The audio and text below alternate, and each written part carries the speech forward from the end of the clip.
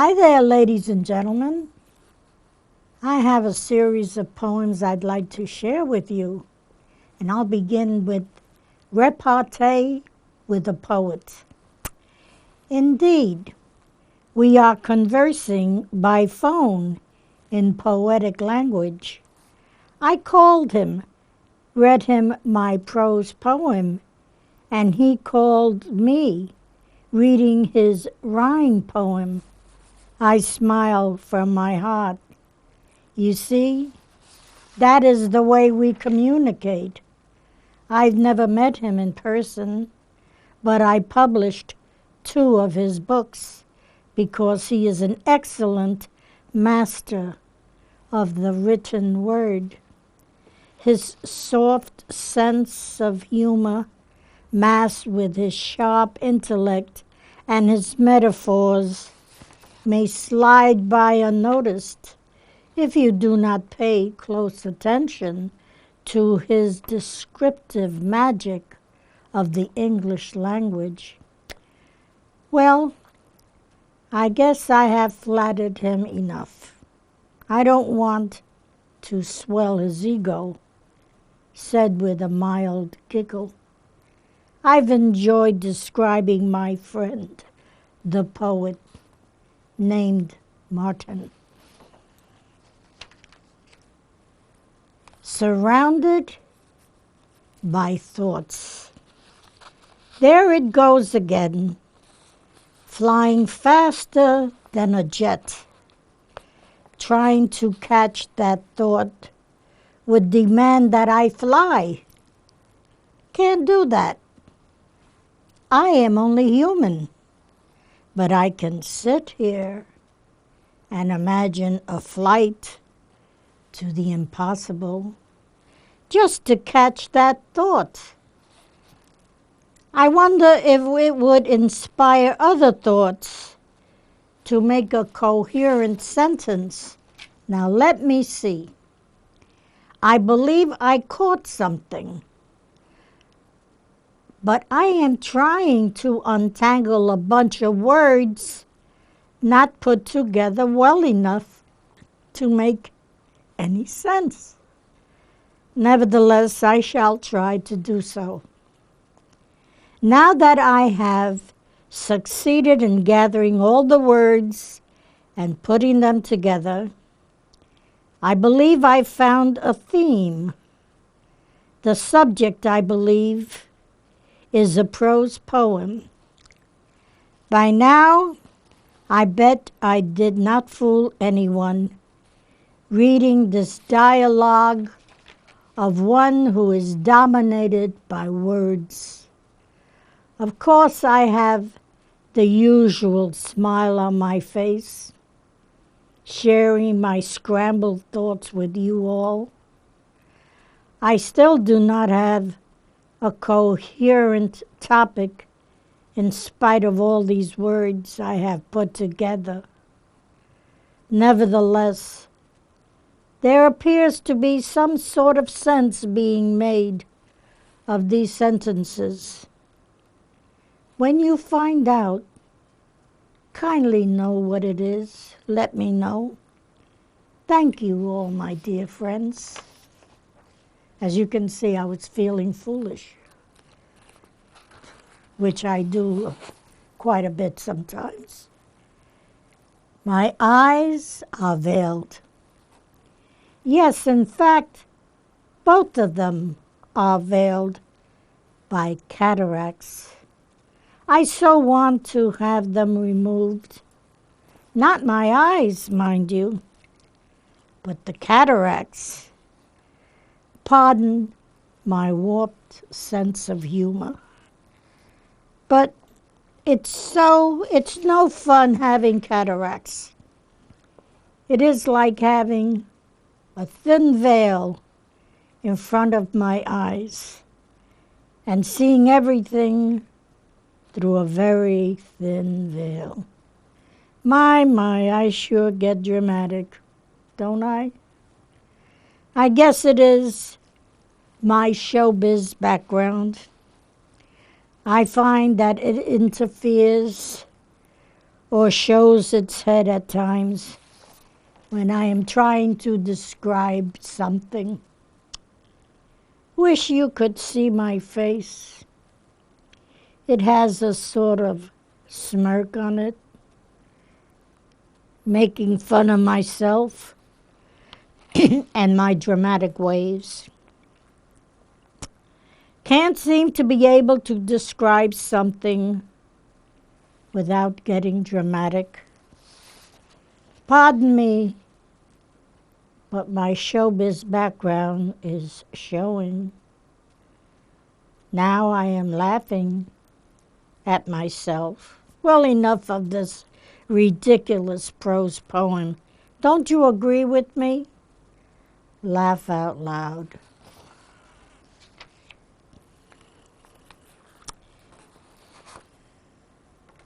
Then there is this kind of mood.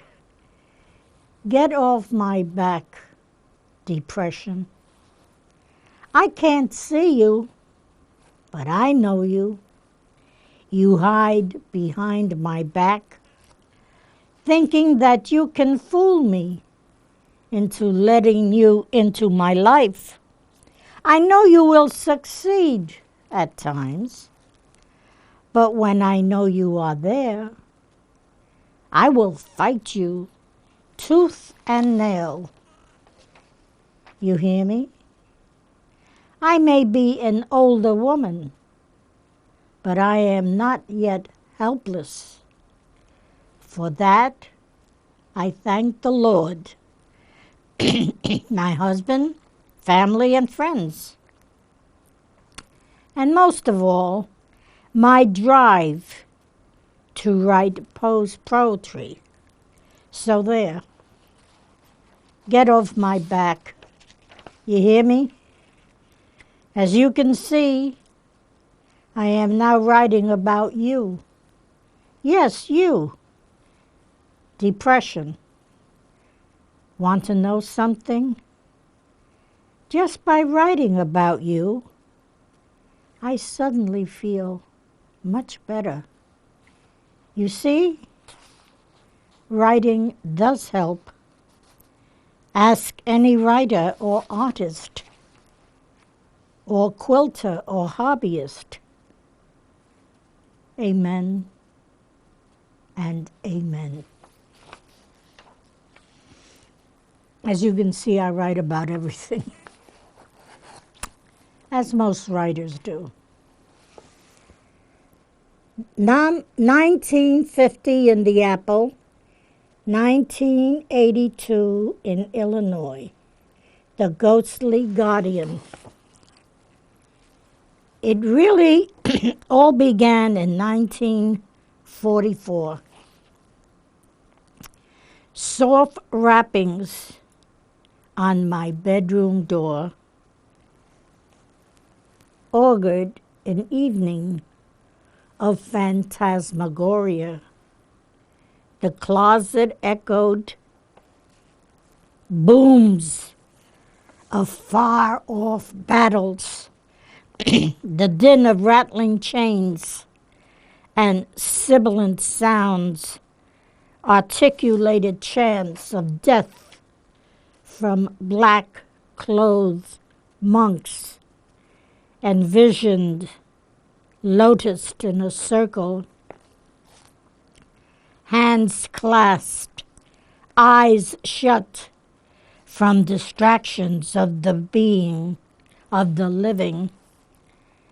I was 13, a child with concepts of the natural world altered on that eerie night which Mother called a visit from the dead. Mother's pronouncement was verified as she grasped a telegram the following day announcing the death of my sister's husband, killed in combat in 1944. The hallway to my room was long, dark, a corridor which wrapped its walls around me, whispered words lost in the throbbing thundering of my heart, closeted in a chest bent on bursting. I began to hear the soft tread of footsteps hesitate behind me, sensed a hand ready to lay its fingers on my flesh, an insubstantial form eager to merge with my quivering flesh. My bedroom door stood shut at the end of the clammy hall, a point of focus out of reach until a knob turned in my hand assured me that I'd reached my destination. 7 years elapsed. I was a mother to a daughter and a son, both ignorant of home hauntings or of the tall, thin wraith shadow dancing on Venetian striped walls, from the moon shining through the bedroom window. In 1982, my daughter wrote a letter, 4 pages, of her early years on Tiffany Street. Fear of passageways, nights of waking grandmother as essence of the bathroom, as escort to the bathroom when I was out of town. She wrote of her awareness of an entity which stalked her, thinking she was me. She knew it waited for the sun to set so as to weave its vaporous silhouette trapped in a different dimension around his old habitation. She sometimes felt its long, cold arms circle her waist, knew she must run or lose the fight for sanity. She wrote of grandmother's candles in the tub, her prayers for the dead to lay to rest, this shade whom my daughter claimed sought to make me see him. She always knew that it was male, jealous of my suitors, composed of flesh and blood. That grandmother finally spun the tale of visitations, confirmations, hauntings of a soul tortured by his stay on earth.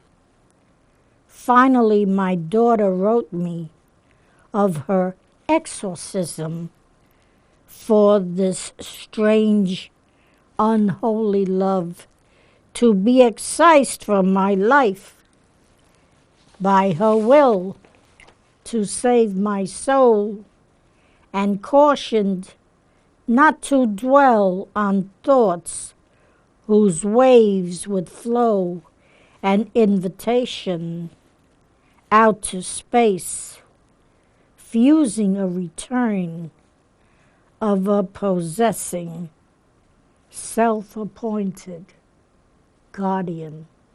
And this was true. This was my sister's husband, who was killed in action in the invasion of Europe in Second World War. He haunted the apartment for years.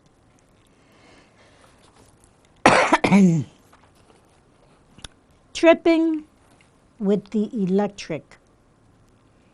He revealed himself to me last night. It was dark, but he glowed, illuminating the bedroom. His 3 fingers fondled his body. His other hand raked the wall, the raspy sound of his claws ripping through my nerves. He rotated his head again and again, each rotation bonding me to the heat of the cycle's friction. His head unscrewed itself, settling on my bed. It stared at my thighs, unrolling its obscene tongue on the sheets. Rising from the bed, I flew out the window over swaying trees, their branches whistling threats. He pursued me, transformed, flying on velvet bat wings, webbed to a part of my subconscious. My speed was faster than thought. I knew I had crossed a barrier, created a safe house in my mind.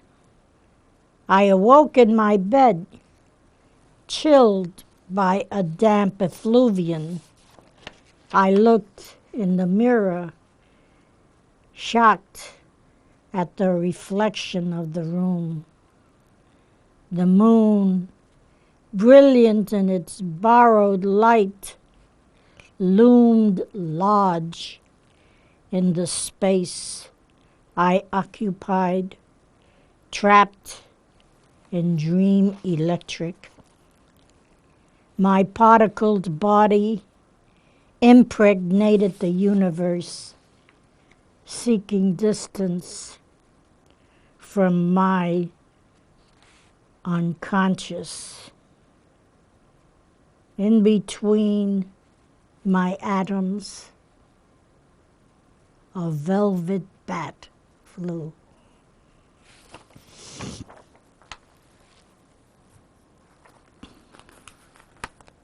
Kind of weird, huh? Nocturne. It is the hour of electromagnetic waves racing resonant echoes invisible to eye. She seems large in a world of comparisons, tilts her head to trace the sound that ceased. Shifting in walls, intensify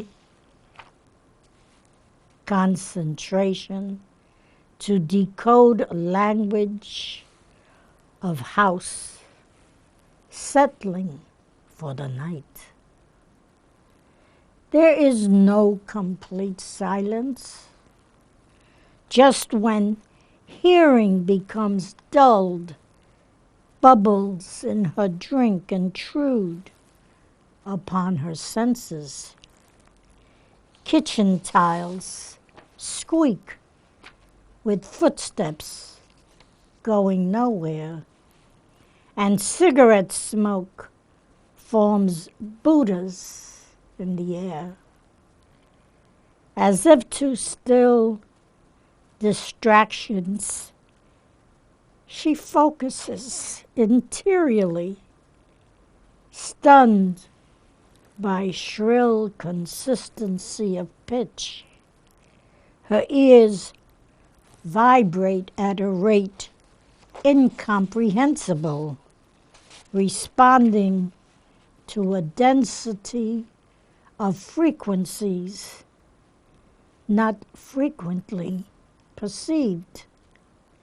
She struggles for the soothing sounds of objectivity, willing a static state in her head, dissipating decibels. But dawn has many miles to travel before the hour of whispers and galvanized awareness disappear with the night. Doctor, tell me what you dream. I catch the cock before he crows, use his comb to weave imagination. I face the sun, breathe away the night, while day grows like a lover. I let the cock out, see him strut once more among the hens. And you? What do you dream? The moon follows me from poem to poem, injecting itself, breeding attention I try to hide in words. At night, I lay my worries down, using the moon as my pillow.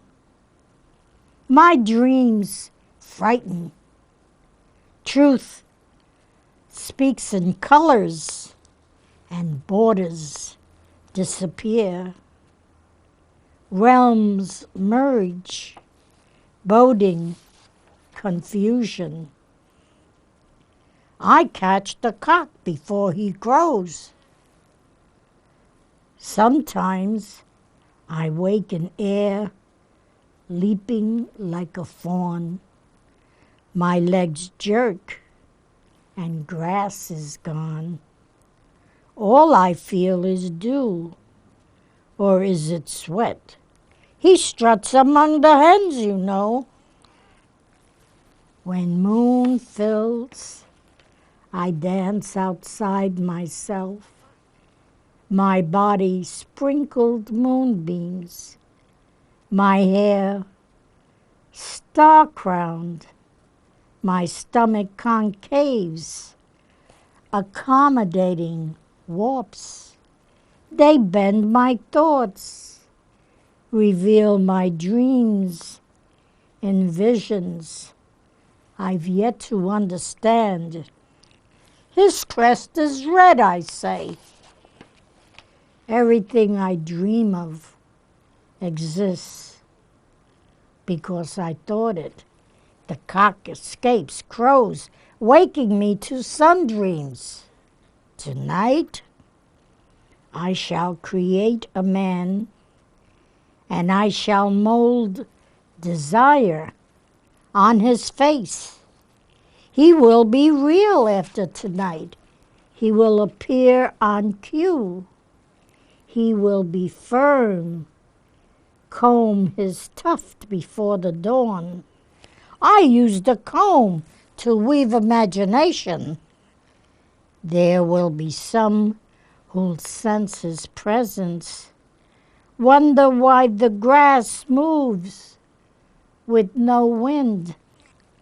They will experience cold, shiver, look around sheepishly, and leave. The cock is red when the sun shines. Nights are cooler now. I've crawled inside my womb to warm myself. I am androgynous, sometimes a stone, a piece of wood, a biochip, a strand complex as thought. Yet everything I dream, I know I am. Therefore, I am the sun on the coxcomb. My baby rattle is a sphere of light. One side is hot, one side is cold, and I vacillate between the two, get caught, melt into a gaseous form, expand to meet the other side of self, then freeze into a fancied rev. The coxcomb is crestfallen.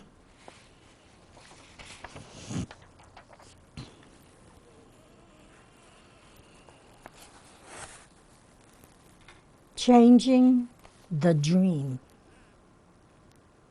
I must admit, the door has always been there.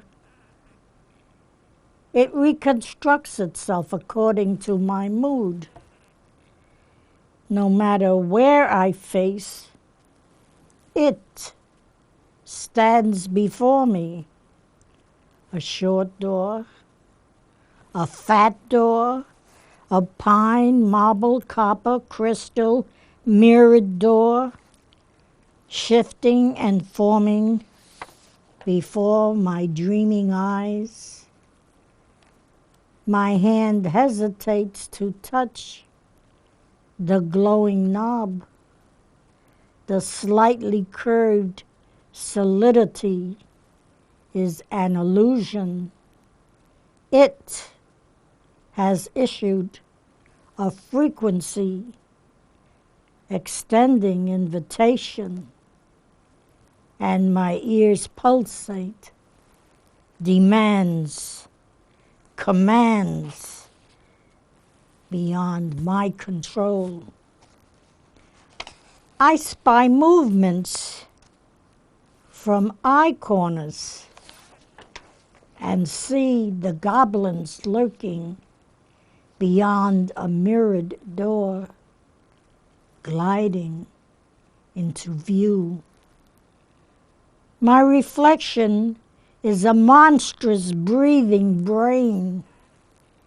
It unravels itself and reaches through fluidity to pull me to the bottom of my mind.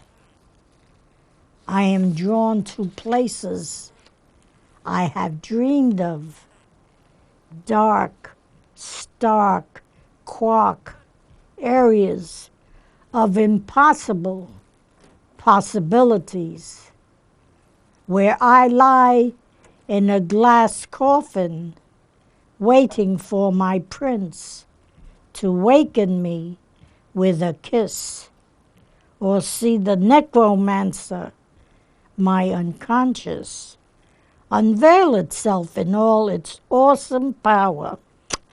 Well, I've been told that I just have a couple of minutes, so I will say I hope you enjoy these weird poems I have written, but go along with my imagination and into my imagined world, and you'll find it fascinating as I do. Enjoy.